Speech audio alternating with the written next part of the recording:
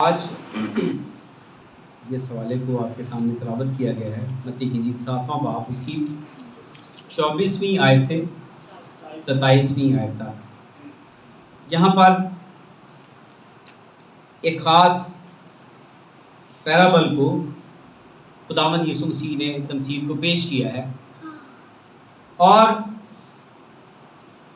یہ جو تمثیل ہے اس کے بیک گراؤنڈ میں بہت ساری باتیں ہیں، اور اس میں جو اہم بات ہے اس کو کنٹیکچولائز جب ہم کرتے ہیں تو یاد رکھیں کہ یہ پہاڑی واعظ کے بعد کی تعلیم ہے، یا پہاڑی واعظ کی تعلیم کا ایک حصہ ہے۔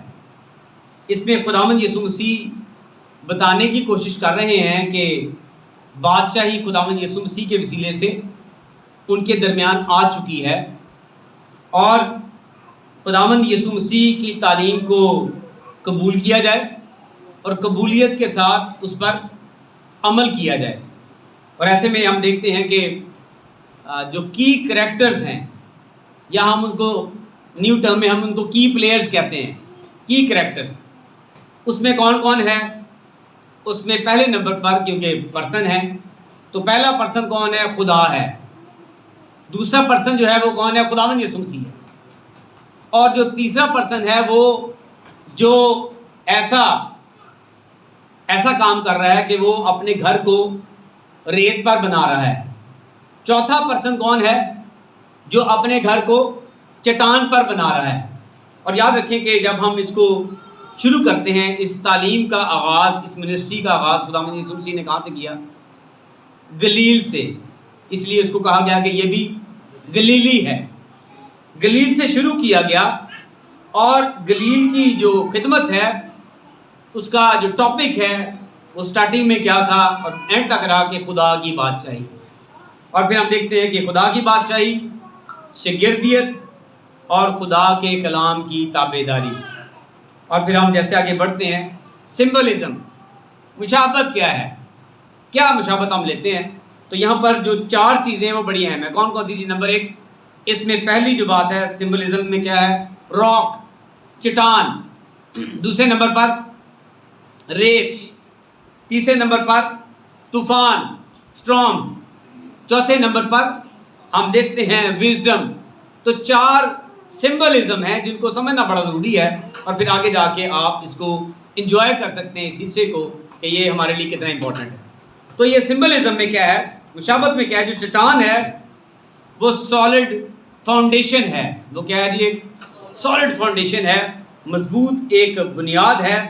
اور یاد رکھیں کہ مضبوط جو بنیاد ہے یا جو چٹان ہے وہ کون ہے؟ صرف وہ خداوند یسوع مسیح ہے۔ ایمانی طور پر ہماری مضبوط چٹان وہ ہے، آپ اس کے بغیر کچھ بھی نہیں ہے۔ سمبلزم میں پہلی بات یہ ہے۔ دوسرا جو حصہ ہے، دوسری جو چیز ہے وہ کیا ہے جی؟ ریت ہے۔ ریت جو ہے وہ کیا ہے جی؟ وہ شیلو فاؤنڈیشن ہے، ایسی فاؤنڈیشن جس میں کیا ہو؟ سوراخ ہو، جس میں جو نرم ہو، جو بیٹھ سکے، جو بیٹھ جائے۔ اور یہاں پر جو سینڈ ہے، جو ریت ہے، وہ ورڈلی وزڈم ہے۔ وہ کیا ہے جی؟ ورڈلی وزڈم ہے، وہ دنیاوی حکمت ہے، دنیا داری کی حکمت ہے۔ اور اس میں جو تیسری جو اس کا سمبلزم میں تیسرا جو حصہ ہے وہ کس کا ہے جی؟ تیسری چیز کا، وہ سٹرامز ہیں، طوفان ہے۔ طوفان آئے، خدا کا کلام بیان کرتا ہے کہ جب طوفان آیا تو کیا ہوا؟ میਂہ برسا، پانی چڑھا اور آندیاں چلیں، اور اس گھر پر ٹکریں لگیں۔ اور ٹکریں جب لگیں لیکن وہ نہ گرا کیونکہ اس کی بنیاد چٹان پر تھی۔ اور یہاں پر ہم دیکھتے ہیں کہ جو سٹرام ہے اس میں ٹرائلز، اس میں ٹیمپٹیشنز، اور اس میں پرسیکیوشن۔ ٹرائلز ہوتے رہیں گے، اس میں ٹیمپٹیشنز چلتی رہیں گی، پرسیکیوشنز چلتی رہیں گی۔ اور خدا کا کلام بیان کرتا ہے کہ جو چٹان والا گھر ہے وہ قائم رہے گا، لیکن جو ریت والا گھر ہے وہ ختم ہو جائے گا۔ اور خدا کا کلام بیان کرتا ہے ریت والے گھر کے بارے میں، اس گھر کو صدمہ پہنچا، آندیاں چلی، اس گھر کو صدمہ پہنچا، اور کیا ہوا؟ وہ گر گیا اور بالکل برباد ہو گیا۔ چوتھے نمبر پر سمبلزم میں کیا ہے جی؟ وزڈم۔ جو وزڈم ہے، حکمت، اس پہ ہم بڑی بات کرتے ہیں۔ لیکن یہاں پر یاد رکھیں جو وزڈم ہے، جو حکمت ہے، جو عقل مندی ہے، عقل مندی کا اظہار تابع داری ہے. خدا کے سامنے عقل مندی کا اظہار کیا ہے؟ تابع داری ہے. جب آپ تابع داری کرتے ہیں اٹ مینس کہ آپ نے حکمت استعمال کی.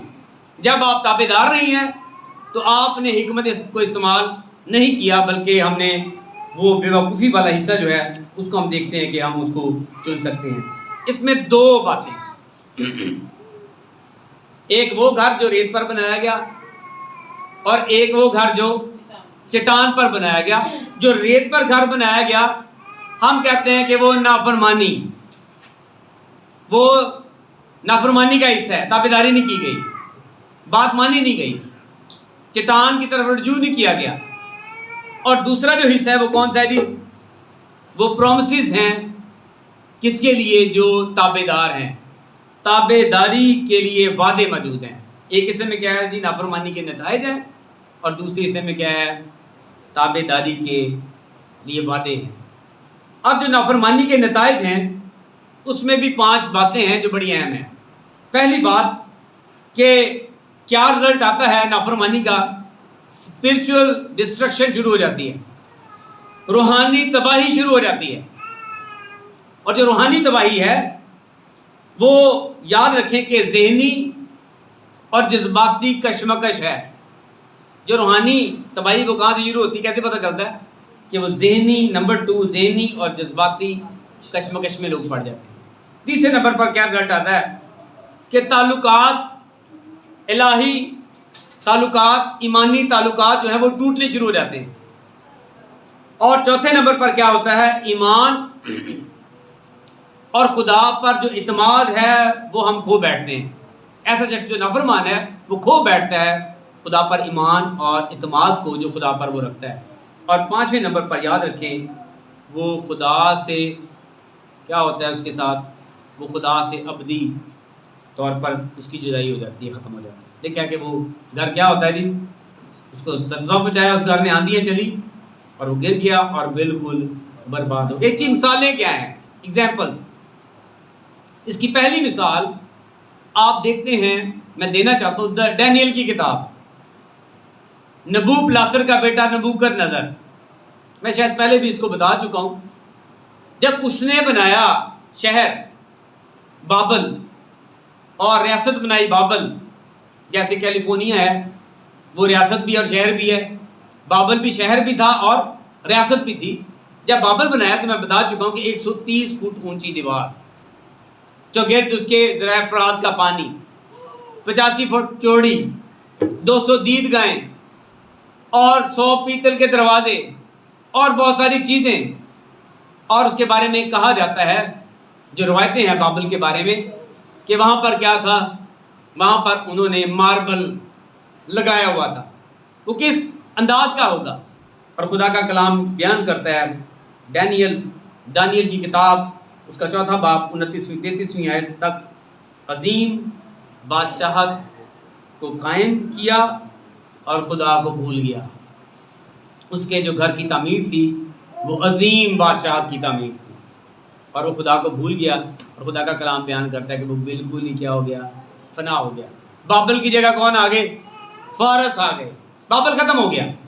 اور یہاں پر جیسے ہم آگے بڑھتے ہیں، نہ صرف یہ بلکہ ساؤل بادشاہ، آپ سیمول کی کتاب جب پہلی پڑھتے ہیں 15واں باب، وہاں پہ لکھا ہے کہ خدا نے اس کو کیا کیا؟ منع کیا کہ ساری چیزوں کو کیا کرنا؟ فنا کرانا، ختم کرانا. اور یہاں پر ہم دیکھتے ہیں کہ ساؤل نے کیا کیا؟ ساؤل بادشاہ نے نافرمانی پر سلطنت قائم کی، نافرمانی پر اپنا گھر بنایا، ریت پر اپنا گھر بنایا، اور وہ کیا ہوا؟ بالکل تباہ ہو گیا. اسرائیل کے بارے میں آپ پڑھتے ہیں دوسری سلاطین 17واں باب. اسرائیل نے اپنی زندگیوں کی تعمیر کس پر کرنی شروع کر دی؟ غیر معبودوں پر. اسرائیل نے کیا کیا؟ اپنی زندگیوں کی تعمیر غیر معبودوں پر کرنی شروع کر دی. اور اس کا کیا رزلٹ آیا؟ لکھا کہ ایک وقت آیا کہ وہ بالکل ہی ختم ہو گیا. اور پھر ہم دیکھتے ہیں خدا کا کلام بیان کر رہے ہیں، نیو ٹیسٹمنٹ دماس کے بارے میں لکھا ہوا ہے. دماس جو ہے اس کے بارے میں آپ دوسرا تیموتھی 4 باب 10ویں آیت پڑھیں، وہاں پہ لکھا ہے کہ دنیاوی خواہشات پر زندگی کو تعمیر کیا. کیا کیا جی؟ دنیاوی خواہشات پر زندگی کو تعمیر کیا اور وہ بالکل ختم ہو گیا. یہودا اسکریوتی، لالچ پر اس نے اپنی زندگی کو تعمیر کیا اور اس کی زندگی بالکل ختم ہو گئی. یہ نافرمانی کے نتائج ہیں، یہ رزلٹس ہیں. اور دوسری طرف کیا ہے؟ دوسری طرف جب ہم جاتے ہیں تو دوسری طرف تابع داری کے لیے وعدے، پرومسز ہیں، پرومسز فار اوبیڈینس. اور اس میں جو پہلا ہے یاد رکھیں، اس میں اسپرچل گروتھ اینڈ میچیورٹی ہے. یہ کیسے ہے؟ روحانی بلوغت اور نشو و نما کیسے ہے؟ کیا ہوتی ہے؟ بھی روحانی طور پر ہم بالغ ہو رہے ہیں. کئی لوگ عمر گزراتی بالغ نہیں ہوتے روحانی طور پر، وہیں پر سٹے کیا ہوتا ہے. روحانی بالغ ہونا، روحانی بلوغت کیا ہے؟ روحانی نشو و نما کیا ہے؟ یاد رکھیں کہ یہ روزانہ کی بنیاد پر ہے. روحانی بلوغت کس پر ہے جی؟ روزانہ کی بنیاد پر. روزانہ کی بنیاد پر رویوں اور قدروں اور عادتوں میں تبدیلی. کیا ہے جی؟ رویوں، قدروں، اقدار جو ہیں آپ کی، اور عادتوں میں کیا ہے؟ روز بروز تبدیلی. اگر وہ ویسی ہیں، سیم ہیں، 30 سال پہلے، 20 سال پہلے، 50 سال پہلے، 100 سال پہلے، تو سیم. اس کا مطلب کہ روحانی بلوغت اور نشو و نما کیا ہے؟ کہ روزانہ کی بنیاد پر کیا ہو؟ ہمارے رویے، ہماری قدریں اور عادتیں بدلنا شروع ہو جائیں. اس کا مطلب کہ ہم روحانی بلوغت میں چل رہے ہیں، روحانی نشو و نما ہے. اور اس میں جو دوسری بات ہے یاد رکھیں کہ خدا کی رہنمائی اور حضوری ملنا شروع ہو جاتی ہے. کیا جی؟ خدا آپ کو رہنمائی دیتا ہے اور اس کی پریزنس میں رہتے ہیں. اور اس کا کیا مطلب ہے؟ اس کا مطلب یہ ہے کہ خیالات، فیصلوں اور عمل میں رہنمائی. کون سی چیز تھی؟ خیالات، فیصلے. آپ ڈسیژن کر لیں فوراً. خیالات، آپ کی سوچ کیا ہے، آپ کیا سوچتے ہیں، فیصلے کیا دیتے ہیں، اور اس کے ساتھ جو عمل ہے اس میں خدا آپ کی رہنمائی کرتا ہے، آپ تبدیل کرنا شروع کر دیتے ہیں. اور اس میں جو چوتھی بات ہے، تیسری بات ہے، یاد رکھیں کہ اس میں جو امن ہے اس کا قیام ہے. یہ ایک بلیسنگ ہے کہ امن کا قیام، پیسفل لائف شروع ہو جاتی ہے. اور اس میں جو چوتھی بات ہے یاد رکھیں کہ ہم ابدی زندگی اور نجات کے اپنے آپ کو وارث سمجھنا شروع کر دیتے ہیں. کیا ہم عام نہیں ہیں؟ ہم کیا ہیں؟ ابدی زندگی اور نجات کے وارث ہیں. اور اس میں جو پانچویں بات ہے، خوشی اور کثرت کی زندگی کو انجوائے کرنا شروع کر دیتے ہیں. ہم خوش رہتے ہیں اور کیا کرتے ہیں؟ کثرت کی زندگی کو انجوائے کرتے ہیں. یاد رکھیں جب ایسا ہے تو پھر خدا کا کلام بیان کرتا ہے، مقدس نوح، مثالیں موجود ہیں، مقدس ابراہیم. مقدس نوح نے جب چن لیا کہ وہ کون سا گھر بنائے، وہ چٹان پر گھر بنائے، تو کیا رزلٹ آیا؟ وہ اور اس کا خاندان بچ گئے. مقدس ابراہیم نے کس پر اپنے گھر کو تعمیر کیا؟ چٹان پر. اور لوط نے کس پر تعمیر کیا؟ لکھا ریت پر. اور فزیکل وہ کیا تھا؟ وہ بہت اچھی جگہ تھی. اور خدا کا کلام بیان کرتا ہے کہ وہ جگہ بالکل ہی برباد ہوگی، ختم ہو گئی. ہم دیکھتے ہیں مقدس یوسف، مقدس سلیمان، نہمیہ، بہت ساری مثالیں. اور پھر ہم دیکھتے ہیں کہ خداوند یسوع مسیح نے اپنی جان دے کر اس کو قائم کیا. اور ہم دیکھتے ہیں کہ شاگردوں نے اس چٹان کو چوز کر لیا. ہم دیکھتے ہیں مقدس پالوس رسول نے کیا کیا؟ اس چٹان کو چوز کر لیا، اس پر اپنے گھر کی تعمیر کی. اور ہم دیکھتے ہیں اسطفانس نے کیا کیا؟ اپنی جان دے کر اس چٹان پر اپنے گھر کو تعمیر کیا. یاد رکھیں کہ یہ دونوں حصے بڑے امپورٹنٹ ہیں. اگر یہ نافرمانی کے نتائج ہیں تو پھر فرمانبرداری کے وعدے بھی ہیں. جو نافرمانی کے نتائج ہیں، یاد رکھیں کہ اس میں تشویش بڑی خطرناک ایک بیماری ہے. جب آپ نافرمان ہوتے ہیں، تشویش، انزائٹی جسے کہتے ہیں نا، جیسے وہ بیماری کا نام ہے میڈیکل. اور سٹریس جو ہے، تناؤ بڑھتا ہے، اس میں ڈپریشن بڑھتا ہے اور ٹراما کنڈیشن پیدا ہوتی ہے، صدمہ. یہ اس کے رزلٹس ہیں. اس زمین پر ایمانی طور پر پریکٹیکل ہم دیکھتے ہیں کہ ہم ان چیزوں سے باہر نکلنا شروع ہو جاتے ہیں. تشویش ختم ہو جاتی ہے، ہم دیکھتے ہیں تناؤ ختم ہو جاتا ہے، افسردگی ختم ہو جاتی ہے، اور صدمے میں سے ہم نکلتے ہیں. 2005 8 اکتوبر جب آیا زلزلہ تو میں وہاں پر گیا، سینری کی طرف سے ڈیوٹی لگی. تو میں نے دیکھا کہ جن لوگوں کے پورے گھر اجڑ گئے، ٹراما کنڈیشن میں چلے گئے، جو بزرگاں میرے ساتھ تھی انگریز، میں ان کو کہتا، وہ کہتی یہ ڈرامہ میں ہے، اگر ہم ان کو کوئی بھی بات کریں یہاں تک کہ ان کی ڈیتھ ہو سکتی ہے، یہ ختم ہے اندر سے، یہ مر چکے ہیں، ٹراما میں ہیں۔ اور یاد رکھیں کہ خدا کا کلام بیان کرتا ہے کہ جو گھر کس پر بنایا جائے ریت پر، وہ تباہ ہو جاتا ہے، اور جو گھر چٹان پر بنایا جائے وہ قائم رہتا ہے۔ اور اس میں اگلی اور اہم بات یاد رکھیں، دنیاوی اثر کی پہچان کرنا بہت ضروری ہے۔ اس کی جی دنیاوی اثر کی پہچان، دنیاوی طور پر فوراً اثر ہوتا ہے، ہمیں پہچاننا چاہیے کہ کیوں اثر ہوتا ہے، دنیاوی اثر کی پہچان، اور پھر اس پہچان سے پرہیز، اسے دور رہیں۔ ہمیں پتہ ہو کہ اس دنیا میں کیا ہو رہا ہے، اس کا اثر کیا ہے، اس کی اثر کی پہچان، اور اسے ہم کیا کریں، پہلی بات ہم اسے پرہیز کریں، دوسری بات ہمیں دریغ کرنا چاہیے، انکار کرنا چاہیے تین چیزوں سے جو بعض اوقات ہمیں مجبور کرتی ہیں کہ ہم ان پر اپنے گھر کو کیا کریں، تعمیر کریں۔ اور اس میں جو پہلی بات ہے وہ ویلتھ ہے، دوسری جو بات ہے وہ سٹیٹس ہے، تیسری جو بات ہے وہ پاور ہے، دولت ہے، رتبہ ہے، طاقت ہے۔ آپ دیکھیں کہ ماحول ہے، آپ باہر جا کے دیکھیں، معاشرے میں دیکھیں، ماحول ہے، تینوں چیزیں بڑی امپورٹنٹ ہیں۔ کون کون سی چیزیں جی؟ دولت، رتبہ اور طاقت، ویلتھ، سٹیٹس اور پھر پاور۔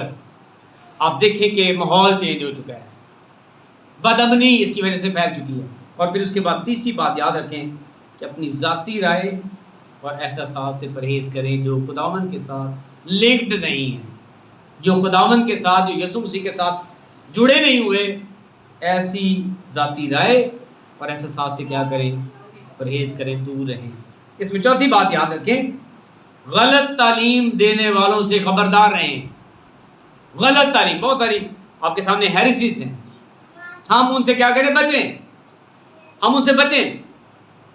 بائبل پکڑ کر گھر آنا گڈ، میں بڑا خوش ہوتا ہوں جب بہت سارے لوگ آپ میں سے بتاتے ہیں کہ ہم کلام کو نہیں سنتے۔